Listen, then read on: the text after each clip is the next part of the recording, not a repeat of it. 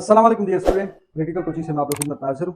इससे पहले lecture number 5 में हमने नेचर और उसके जो स्टेट्स थे और साथ ही मिक्सचर सब्सटेंस मिक्सचर के जो टाइप्स थे और सब्सटेंस को फिर हमने मजीद दो इसमें डिवाइड किया था कंपाउंड एलिमेंट। ठीक है, उसको हमने लेक्चर नंबर 5 में डिस्कस किया था। आज का जो हमारा लेक्चर है लेक्चर नंबर 6, इसमें हमने फिजिकल प्रॉपर्टीज और केमिकल प्रॉपर्टीज के बारे में स्टडी करना है। ठीक है, तो सबसे पहले आपके पास फिजिकल प्रॉपर्टीज क्या है?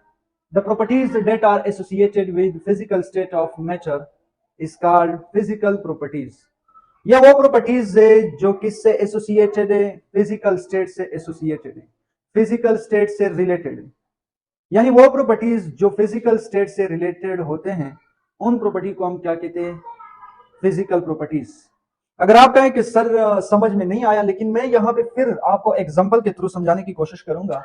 यहाँ पे आपके पास है स्टेट ऑफ मैटर, इनके बारे में आपको पता है कि स्टेट ऑफ मैटर यानी इससे पहले लेक्चर नंबर 5 में हमने डिस्कस किया सॉलिड, लिक्विड, गैस और साथ ही प्लाज्मा, बोस, आइंस्टाइन, कंडेंसेट।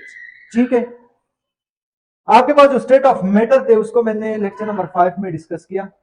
ठीक है, फिजिकल प्रॉपर्टीज किससे रिलेटेड है? फिजिकल स्टेट ऑफ मैटर से, यानी सॉलिड, लिक्विड, गैस इससे रिलेटेड है। जो प्रॉपर्टीज इससे रिलेटेड होते हैं उसको क्या कहते हैं? Physical properties. Example, physical properties में एग्जांपल के तौर पर यहां पे आपके पास एग्जांपल में है इसका जो शेप है, यानी किसी भी चीज का जो शेप होता है वो फिजिकल प्रॉपर्टीज है। कोई भी चीज है आपके पास, उसका जो टेस्ट है, टेस्ट का मतलब उसका जो जायका है। तीसरे नंबर पे उसका जो स्मेल है, और चौथे नंबर पे आपके पास है मेल्टिंग पॉइंट, मेल्टिंग पॉइंट, और पांचवें नंबर पे आपके पास है बॉइलिंग पॉइंट। मेल्टिंग पॉइंट का मतलब यह है कि कोई भी चीज है उसने किस पॉइंट के ऊपर जमना स्टार्ट किया उसको मेल्टिंग पॉइंट कहते हैं। जिस तरीके से आपके पास वाटर होता है, वाटर कौन सी पॉइंट के ऊपर जमना स्टार्ट कर देते हैं? 0 डिग्री सेंटीग्रेड के ऊपर। ठीक है, और इस तरीके से बॉइलिंग पॉइंट क्या होता है? कोई भी चीज हो वो उबलना स्टार्ट करते हैं किसी भी पॉइंट के ऊपर, किसी भी डिग्री सेंटीग्रेड के ऊपर। एग्जाम्पल, जैसे कि आपके पास वाटर है, उसका जो बॉइलिंग पॉइंट है वो 100 है, 100 डिग्री सेंटीग्रेड पर वो उबलना स्टार्ट कर देते हैं। ठीक है, यह आपके पास क्या है? फिजिकल प्रॉपर्टीज के एग्जाम्पल मैंने बताया। ठीक है, अब एग्जांपल दोबारा अगर यहां पे आपके पास में एक दूसरा जो एग्जांपल है, जिस तरीके से आपके पास आइस है, आइस का जो स्टेट है इनके बारे में आपको पता है, इसका जो स्टेट है वो सॉलिड होता है। कौन सी स्टेट में होता है? सॉलिड।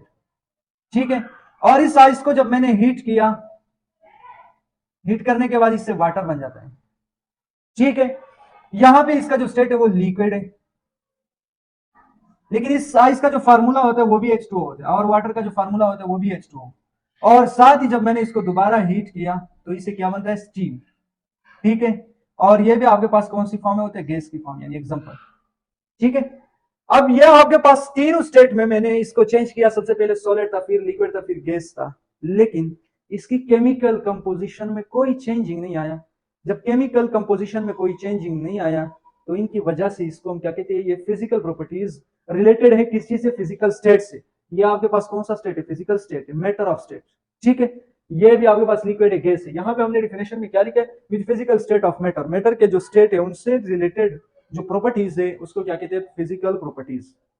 ठीक है, अब हम मूव करते हैं, उम्मीद है कि फिजिकल प्रॉपर्टीज समझ में आई होगी। अब हम मूव करते हैं केमिकल प्रॉपर्टीज के बारे में। ये केमिकल प्रॉपर्टीज आपके पास क्या है?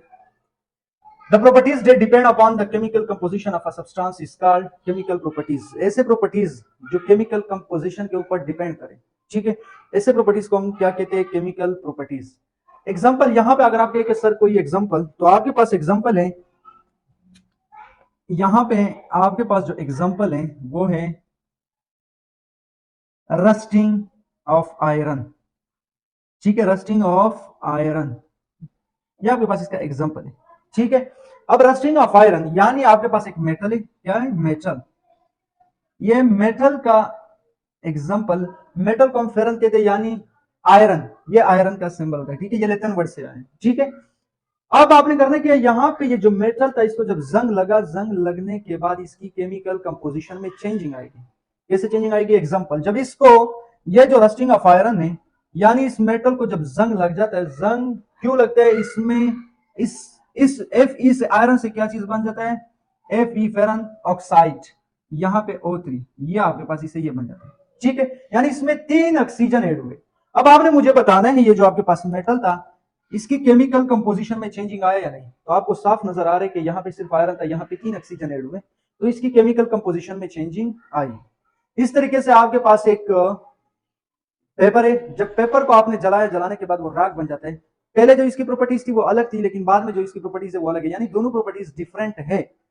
ये भी आपने इसकी केमिकल कंपोजिशन में चेंजिंग की। इस तरीके से आपके पास अंडा है, अंडा को जब आप अंडे को उबाल देते हो, उबालने के बाद पहले जो इसके प्रॉपर्टीज होते हैं वो अलग होते हैं, लेकिन उबालने के बाद उनके प्रॉपर्टीज में चेंजिंग आता है। ये जो प्रॉपर्टीज में चेंजिंग आया यानी केमिकल कंपोजिशन में जो चेंजिंग आया, इसको क्या कहते हैं, केमिकल प्रॉपर्टीज।